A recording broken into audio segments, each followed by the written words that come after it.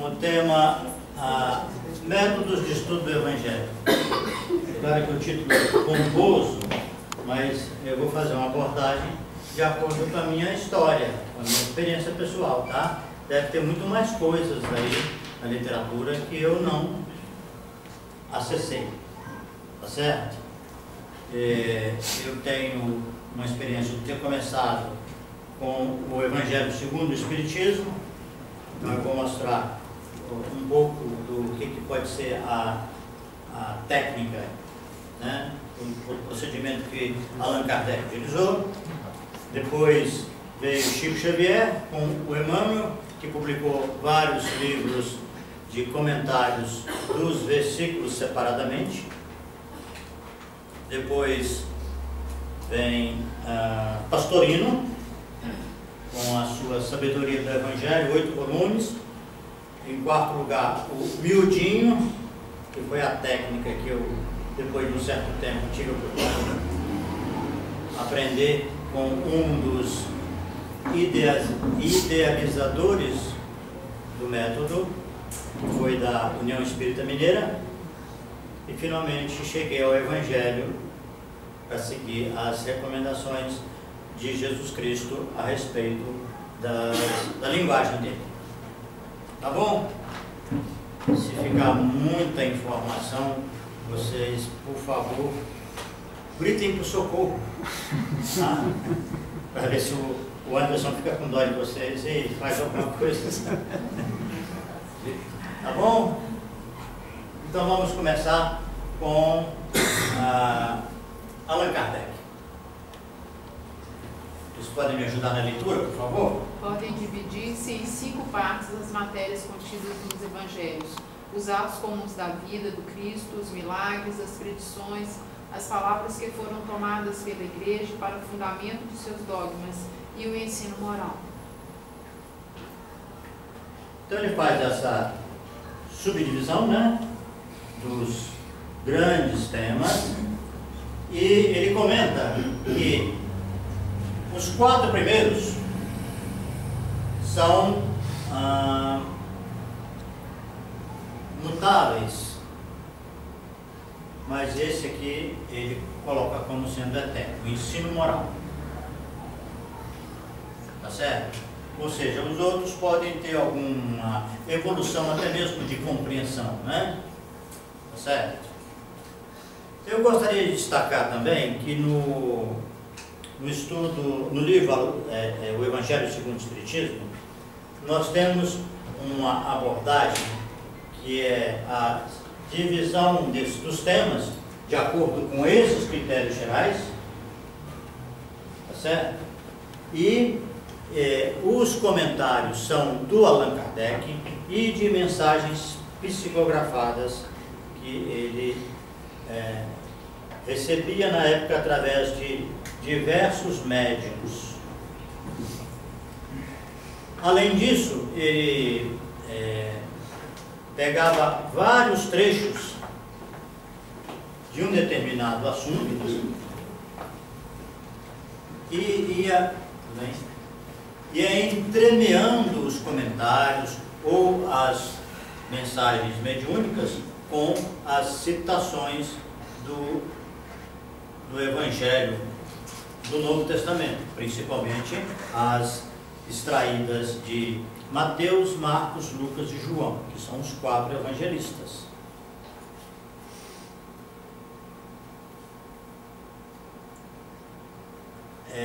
Então esse método, digamos, é de uma visão mais panorâmica. O interesse maior dele era colocar uma interpretação dele ou das mensagens que desse, digamos assim, uma visão de como o Espiritismo via aquele trecho, porque ele já tinha publicado o Livro dos Espíritos alguns anos antes. Tá certo?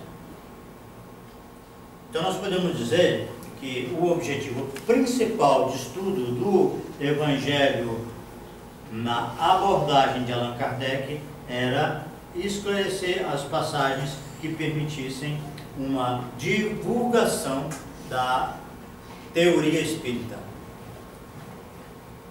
É claro que tem muita coisa boa, muita coisa interessante, não é? Eu sempre me recordo daquela mensagem mediúnica que a garota, a jovem, queria levar alguma coisa que a mãe tinha feito para a caridade, como ela fazia, a mãe fazia, e a garota queria fazer a mesma coisa. E aí a mãe falou com ela que era importante que ela fizesse por si mesma, para poder então levar alguma coisa da produção pessoal dela. Eu acho que ou seja, embora seja uma linguagem muito amorosa, uma linguagem doce, é uma observação já mostrando que cada um deve se empenhar para fazer de acordo com as suas possibilidades, com o seu potencial. Ou seja, é muito mais profundo do que um simples aconselhamento da mãe para a filha, embora isso esteja lá no texto. Mas no conjunto o que nós entendemos é que há uma busca de fazer, de mostrar que o Evangelho tem os ensinamentos da doutrina espírita e que eles falam o mesmo conteúdo. Tá bem? Alguma questão até aqui, gente? Não? Então, vamos seguindo. Alguém lê, por favor? Chico Xavier e Emmanuel. Sabendo primeiramente isso, que nenhuma profecia da Escritura é de particular interpretação. Sim. 2 Pedro 1:20. Essa dupla aqui, né, produziu uma penca de livros de comentários do Novo Testamento. O primeiro deles é Caminho, Verdade e Vida, são 180.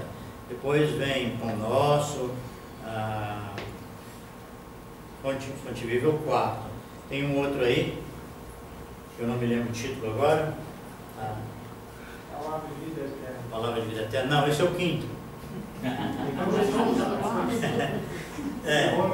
Tem um outro aí, Pão Nosso, Fonte Viva é o 4. Bom, esses 4 primeiros, eles têm 180 lições cada um.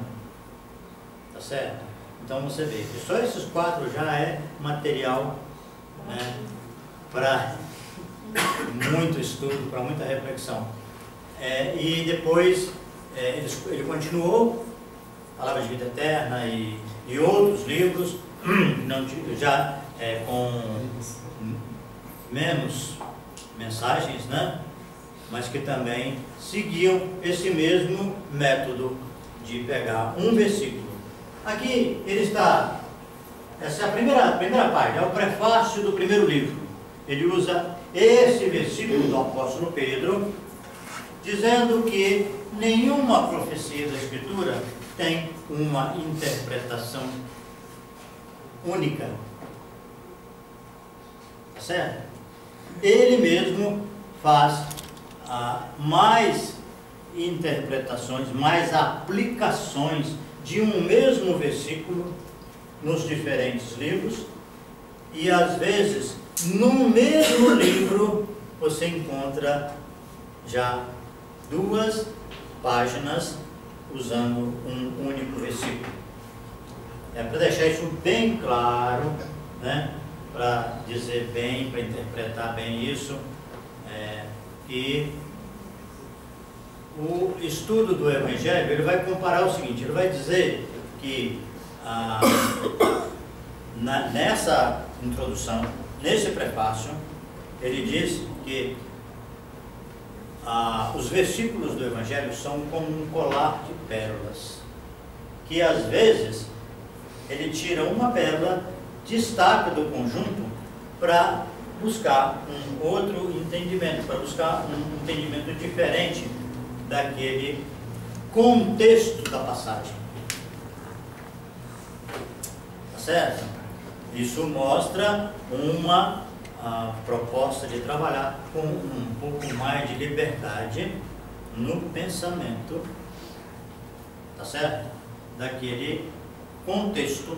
Nós vamos ver que tem, logo adiante, tem um autor que vai dizer que ele procura sempre ver o contexto. Mas aqui nós temos esse princípio do estudo.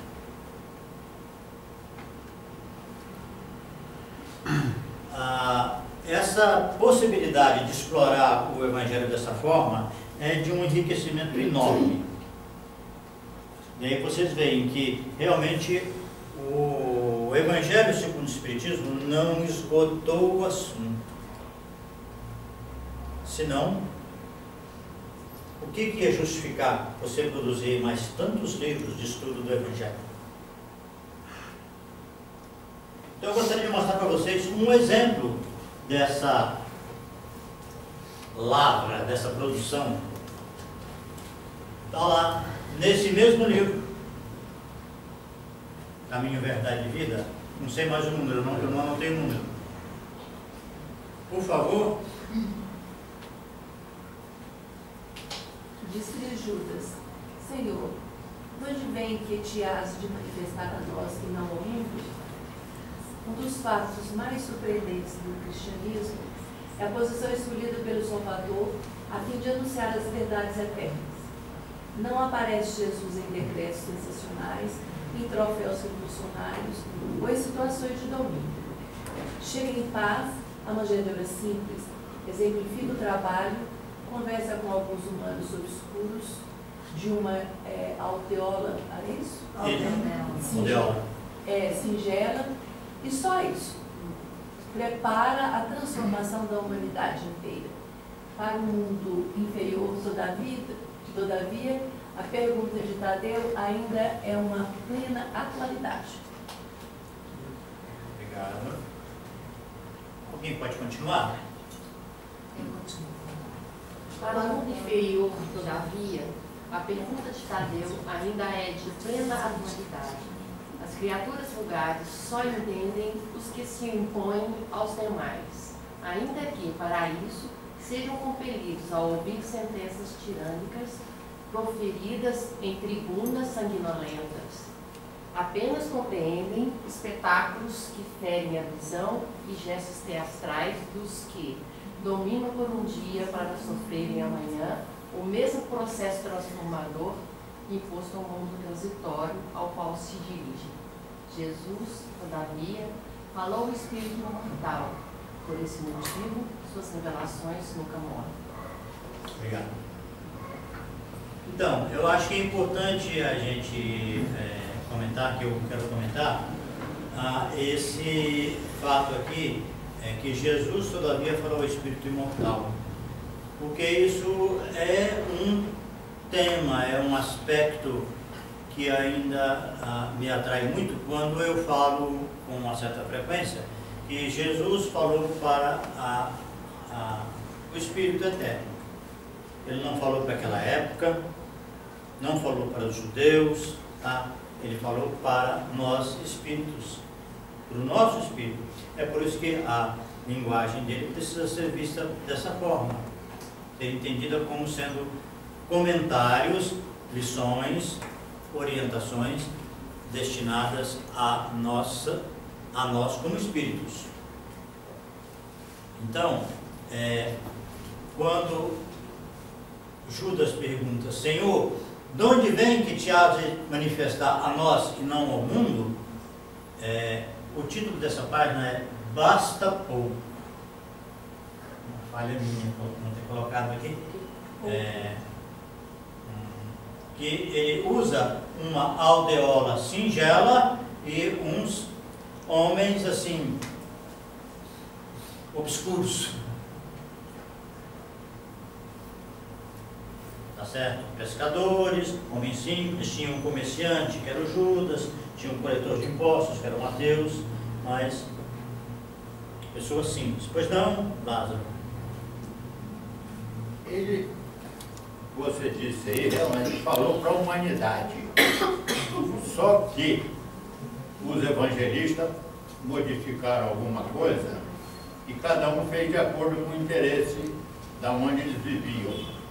Segundo, ele disse, falo-os por parábolas, porque virá aquele que vai traduzir para vós. Então, essa tradução permanece até hoje, por isso é que nós estamos, que você veio hoje, dar essa instrução de como o Evangelho, porque ele falou lá atrás, virá aquele que vai esclarecer. Então, a cada dia, a cada um de vocês que se prontifica a nos mostrar o verdadeiro sentido do Evangelho, é nos abrindo, ampliando a visão, ampliando a nossa mente para receber essas palavras de maneira que ele falou, que ele nos mandou de lá. Muito bem, Lázaro, nós estamos hoje em campos ligeiramente opostos. Por quê? Porque a sua colocação dá a entender que existe uma interpretação verdadeira, tá? E o que existe, na verdade, na minha opinião, é que cada um tem a possibilidade do seu diálogo com as palavras do Evangelho na busca do seu entendimento. E o que mais interessa é o que nós fazemos com o entendimento que nós alcançamos. Entendeu? O que importa não é a sua religião, a sua crença, é o que você faz com ela. Você pode ser muçulmano, pode ser budista, pode ser o que for.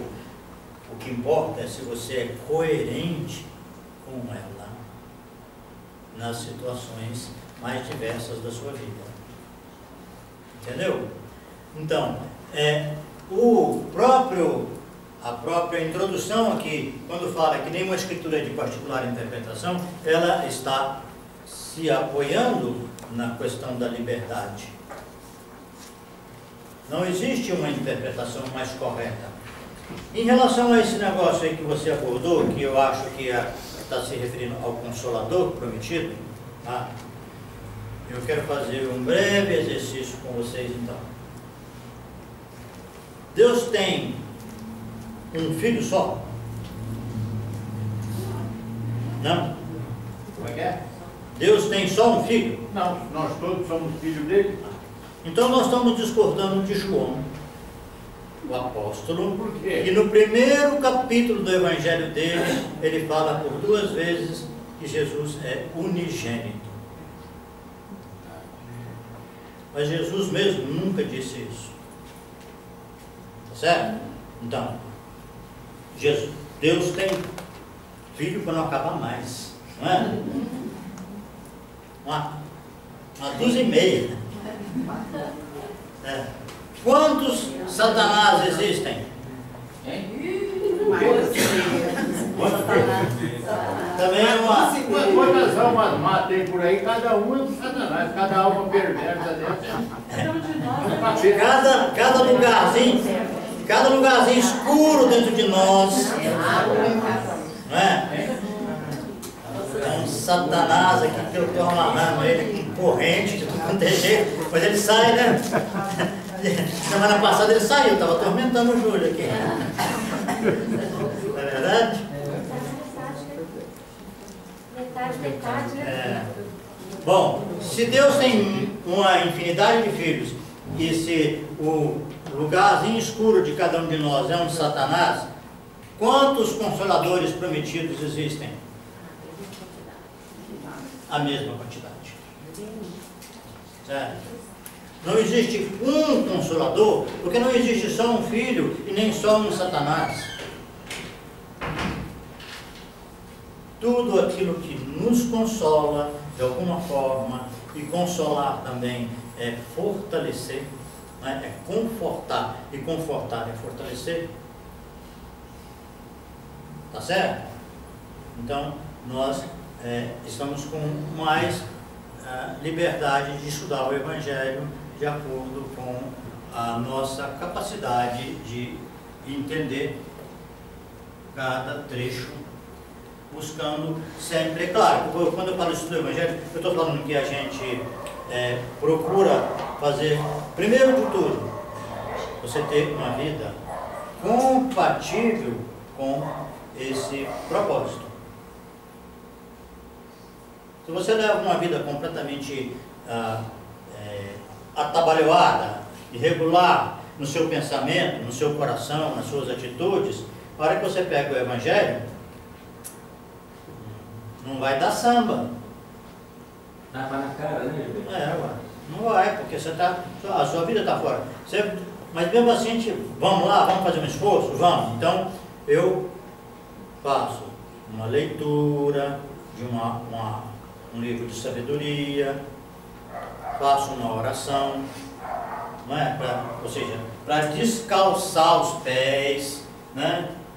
E para então eu chego no Evangelho com mais chance de pegar alguma coisa, de me inspirar. Tá certo? Bom, Gilberto, pois não. então, quando João fala que Jesus é filho unigênito, é uma interpretação particular dele. Com certeza. Você pode repetir que eu não entendi, querido? Se quando João fala do unigênito, se é uma interpretação particular dele. Tá. Nós podemos dizer, então, que em relação ao unigênito, que todos nós somos. Deus não criou filhos iguais. Ele não criou nenhum clone meu. Eu sou único. Então eu sou unigênito também. Não é só Jesus Cristo. Tudo que existe na criação divina é individual. Se você botar o dedo aí na parede, a minha vai ser diferente da sua. Sim. Por isso aqui. É isso, tá bom? Então, seguimos. Agora o Carlos Torres Pastorino. Eu gostaria de falar um pouquinho antes disso, beleza? O Pastorino era um sujeito muito culto, ele era professor, sabia grego, latim e sabia mais línguas, porque ele fez uma tradução da Grande Síntese. Eu não sei se ele traduziu do inglês ou do italiano. O original da Grande Síntese é italiano, mas ela foi vertida para o inglês pelo próprio Ubaldi, que era professor de inglês, né? Então eu não sei qual foi a fonte que o Pastorino utilizou, mas era um sujeito culto, né? E faz a gente ficar se sentindo muito ignorante. Escreveu outros livros também, né? Outros livros muito bons. Tem o mais popular dele, aquele de Minutos de Sabedoria, né? E ele tem, mais ou menos assim, eu posso resumir o método dele em recorrer à tradução das palavras, todas as palavras do Evangelho. Ele busca um significado a mais, tá certo?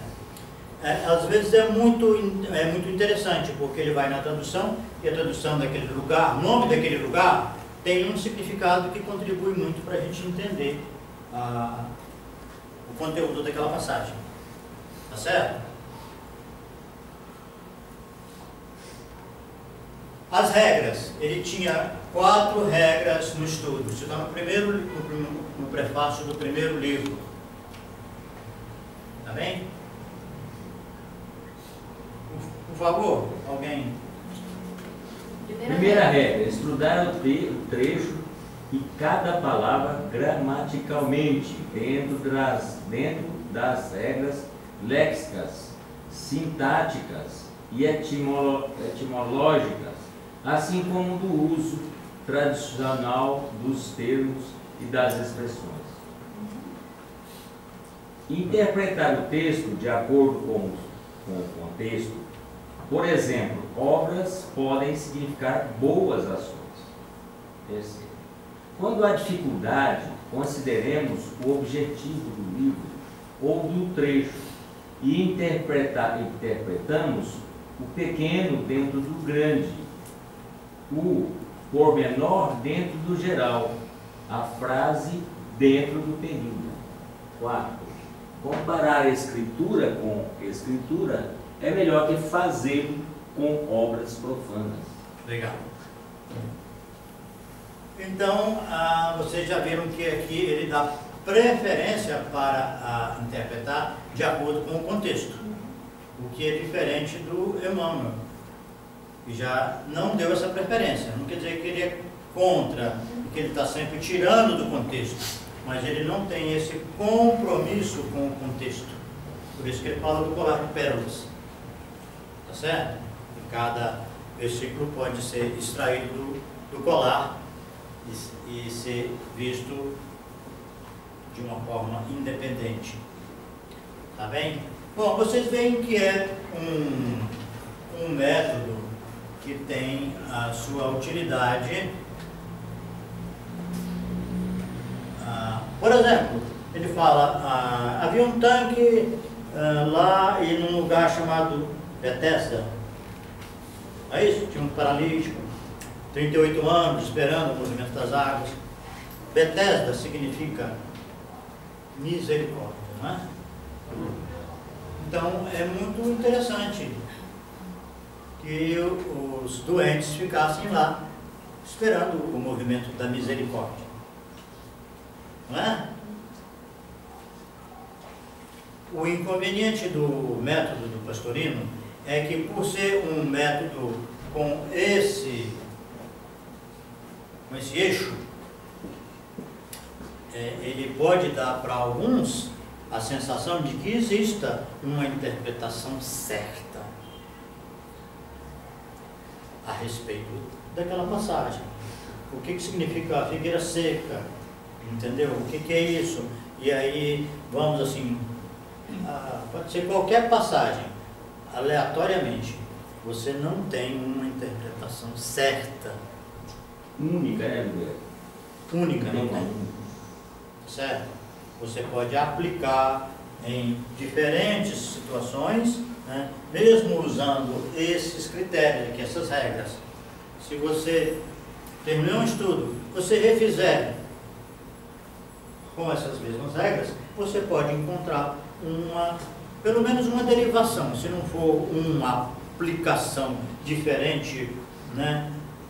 Você pode, ou seja, não é possível você acabar de fazer o estudo de uma passagem, olhar do ponto de vista geral e do ponto de vista simbólico e bater o martelo e falar, pronto, acabou, isso aqui agora, esse texto significa isso, isso e isso. Não tem. Tem um efeito vivífico. Vivídico? Vivífico. Vivificar. Né? Tá. A cada tradução. Sim. Aí você já está adiantando o serviço, mas nós vamos falar dessa questão daqui a um pouquinho. Tá? É por isso que o estudo não é só intelectual. Não é uma coisa que você senta, pega as palavras, vai no dicionário, pega o dicionário e olha, pega o significado do latim, do grego, que o Pastorino contribui sim no material dele, nos livros dele, sabe? Porque é preciso ter aquilo que naquela passagem ali do Chico e do Emmanuel, sabe? É preciso ter muitas vezes simplicidade, humildade, né? Ter um pouco para que, né, a modéstia e porção de outras coisas, para que o Espírito se revele. E a gente então dá vida, né? Por isso que naquele célebre diálogo dos apóstolos, aquela crise de grupo, né? Você sabe, né? Que teve uma crise ali de grupo, as pessoas se afastaram, né? E Jesus chega e fala para os apóstolos: quereis vós também me deixar? Porque, né? Aliás, antes dele falar isso, algum dos apóstolos disse assim: duro é esse discurso, quem pode ouvir? Então, assim, era uma crise de grupo mesmo, declarada, né? Mas Jesus Cristo, você não está falando coisa com coisa, como é que a gente pode aguentar isso? E aí o Pedro responde, não é? O que o Pedro responde? A Juranda vai dar uma balinha para quem acertar.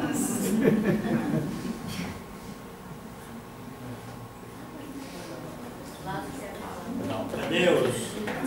Luiz, não? Lázaro, o que o Pedro respondeu? Para quem iremos nós, Senhor?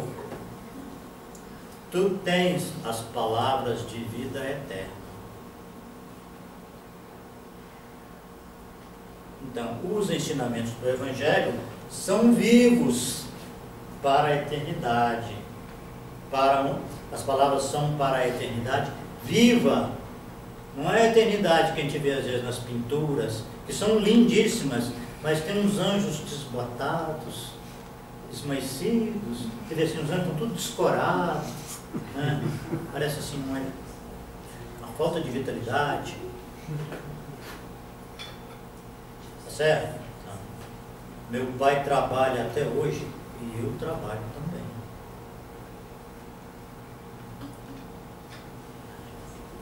Então vamos agora para o miudinho, é o método de estudo do pessoal da União Espírita Mineira, e eu tive um privilégio de estudar com um dos criadores desse projeto, desse processo, que era o meu amigo Damasceno Sobral, já desencarnado, e foi uma experiência muito rica estudar com ele. Vamos lá? Por favor? Lorena, você foi atropelada aquela hora. Simão, Simão, eis que Satanás vos pediu para vos cirandar como trigo.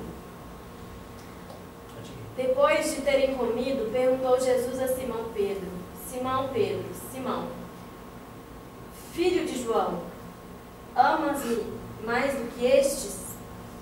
Quando Jesus desceu do monte, grandes multidões o seguiam.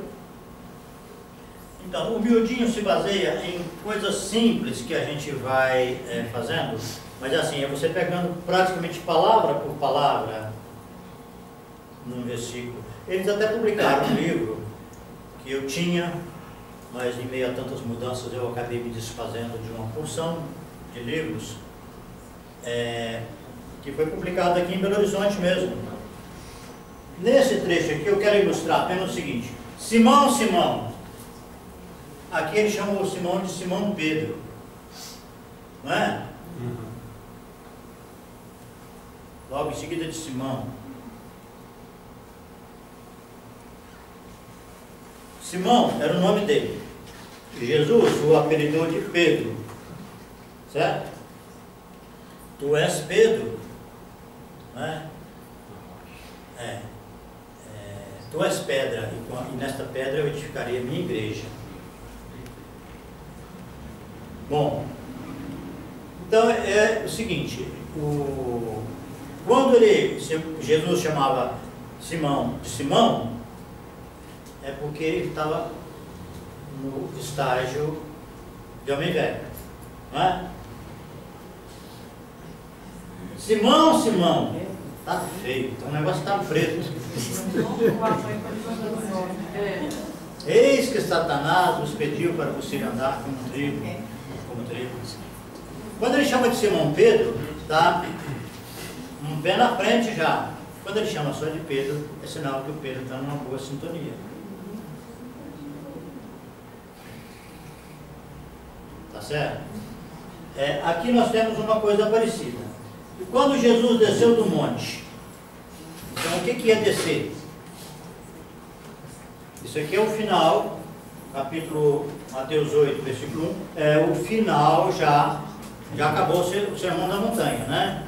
O Sermão da Montanha vai do capítulo 5, 6 e 7 do Evangelho de Mateus. Logo que começa o capítulo 8, então ele fala, e Jesus desceu do monte. Quando ele desce do monte, o que acontece? É sinal que baixou o nível. O nível das altitudes, dos ensinamentos mais amorosos e mais espiritualizantes, ficou no alto do monte. Ele estava no alto do monte. Então lá no capítulo 5 ele vai dizer, no começo ele fala, e Jesus subindo ao monte. Desceu do monte, o que acontece? Grandes multidões o seguiam. quando nós estamos com um entendimento que é popular, que a gente encontra aqui, encontra na rua de baixo, encontra lá na outra rua, é o popular, é o vulgar, é o que não tem profundidade.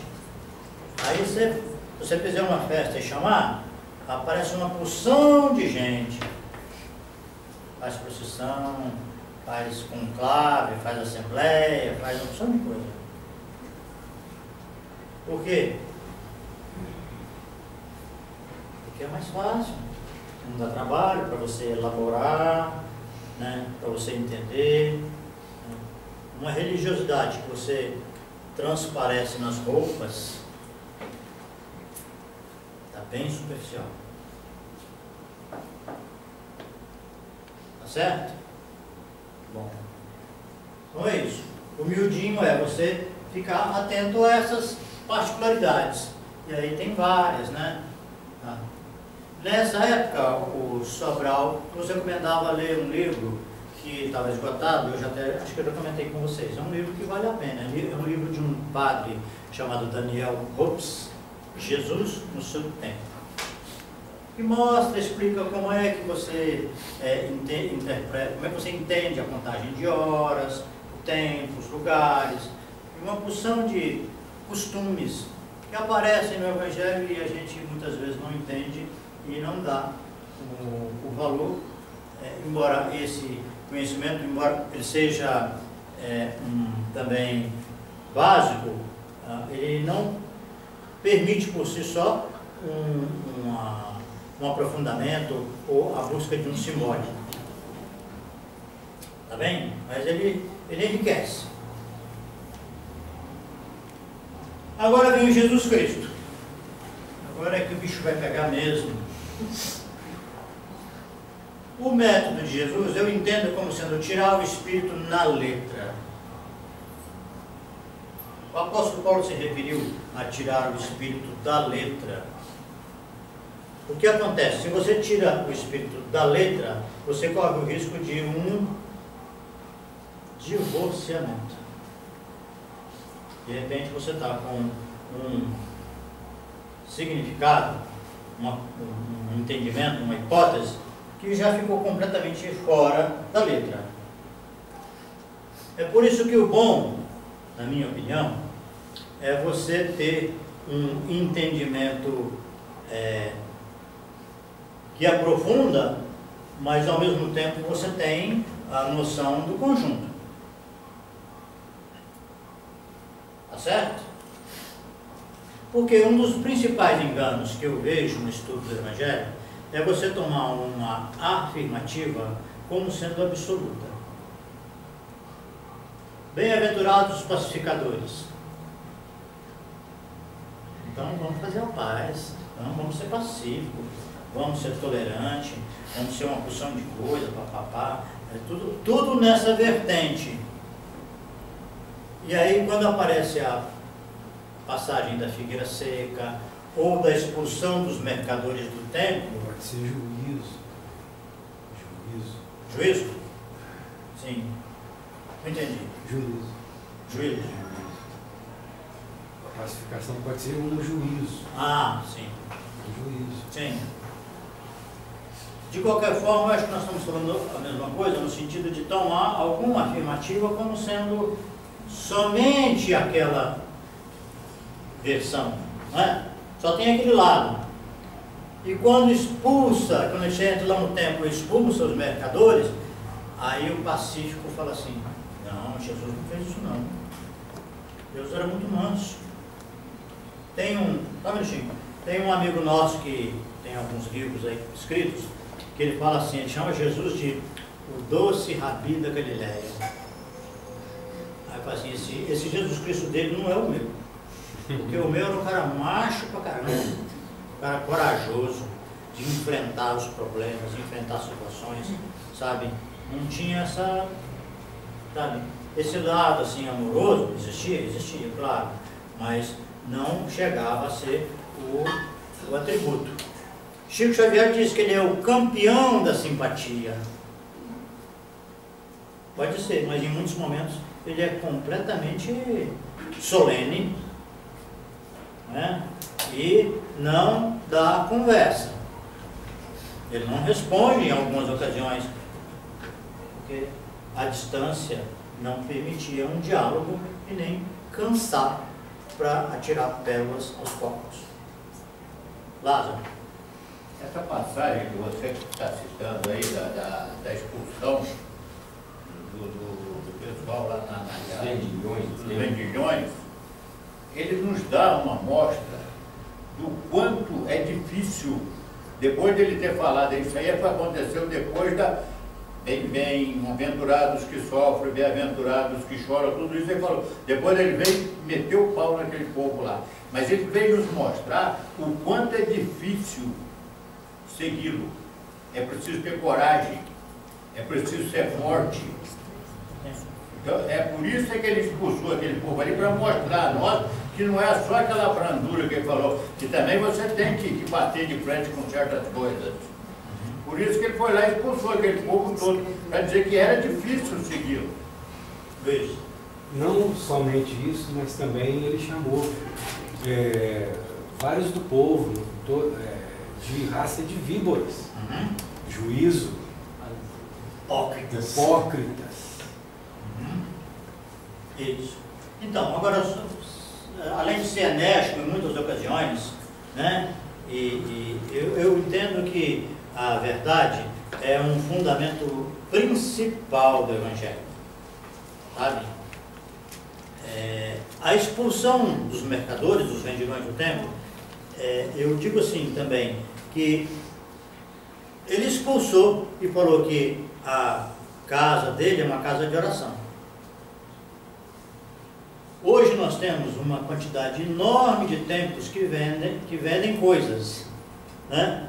A própria reforma luterana, ela foi desencadeada por causa da venda de objetos religiosos e, não é?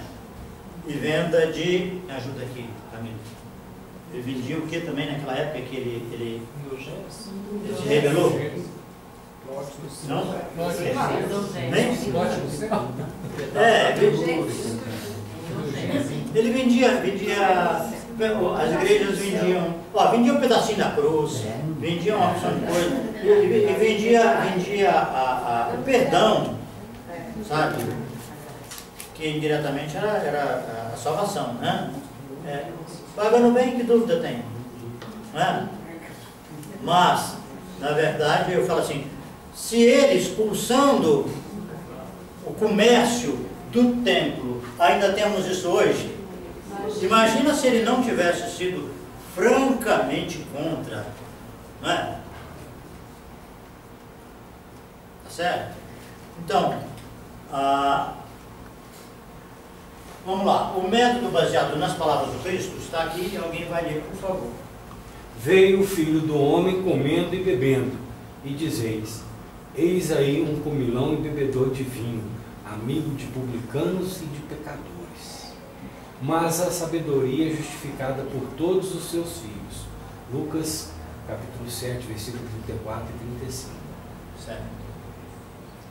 Porque não compreendeis a minha linguagem, é porque não podeis ouvir a minha palavra. Vós tendes por pai o diabo. Quando ele profere mentira, fala do que lhe é próprio, porque é mentiroso e pai da mentira. Esse versículo aqui esse primeiro, foi importantíssimo para eu ficar injuriado, né?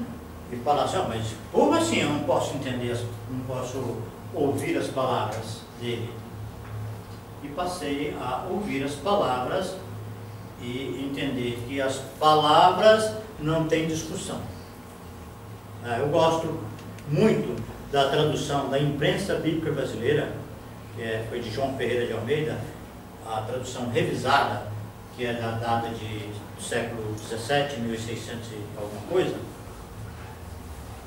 que eu acho a melhor tradução que tem. Eu não gosto da tradução de outros autores. Meio exclusivista nesse caso. Não gosto da tradução do Kardec, que é do Vilhão Ribeiro, né? do Pastorino e etc. Eu acho que essa tradução, e ela está no site Bíblia Online, que eu já mostrei para vocês aqui, tá? Ela é a tradução, quanto mais modernosa, menos qualidade. Tá certo? Aqui, o mais importante, porém, é que ouvir a palavra permitiu entender, por exemplo, aquela questão que eu já falei muitas vezes aqui, que eu e o Pai somos um, significa eu, né? Não significa Jesus Cristo. Eu sou o caminho, a verdade e a vida, significa que eu sou.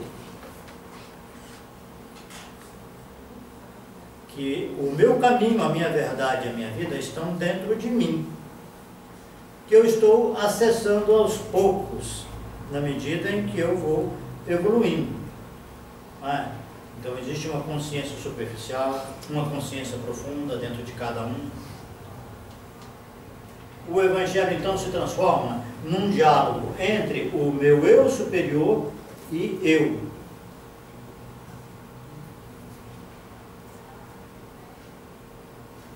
Tá certo? Entre o meu eu profundo, é meu eu profundo que está me dizendo essas coisas. Por que eu não entendo a linguagem dele? Porque vem a voz da consciência me fala de uma forma sutil, assim, lá nas minhas profundezas, que eu faço de conta que eu não entendi, ou não quero entender, sabe, agora não, talvez amanhã, né? Eu tinha um amigo, ele morou um ano comigo na época de faculdade, na minha casa.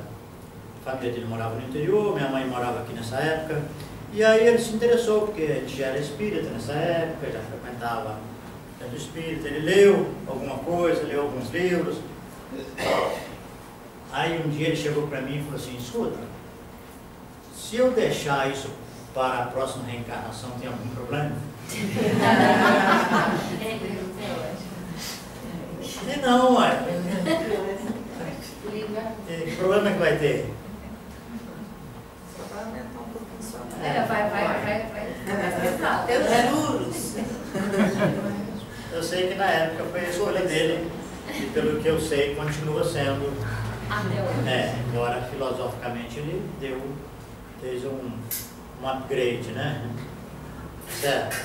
Então, entender as palavras é importante que a gente não tente dar interpretações prévias.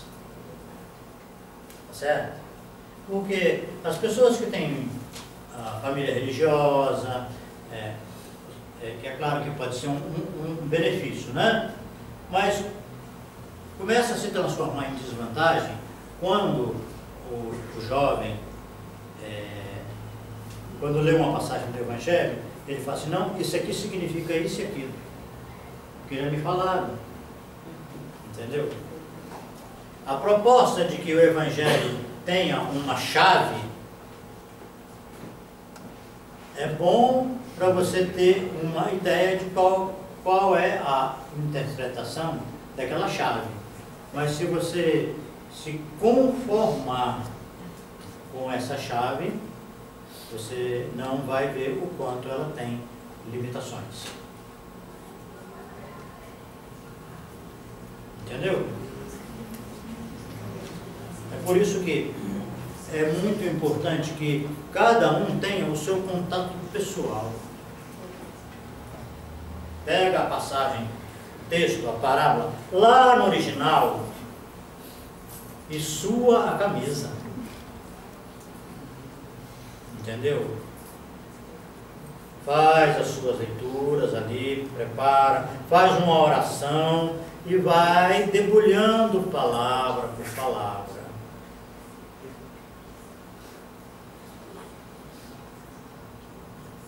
Certo?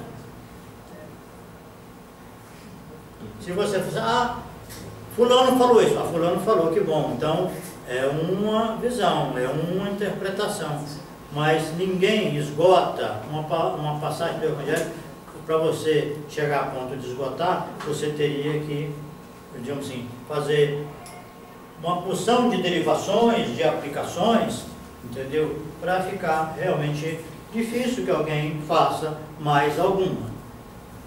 Você já votou não? Não, mas vou. Eu pensei. Quando diz lá no Evangelho, quando for orar, encerrem teu quarto,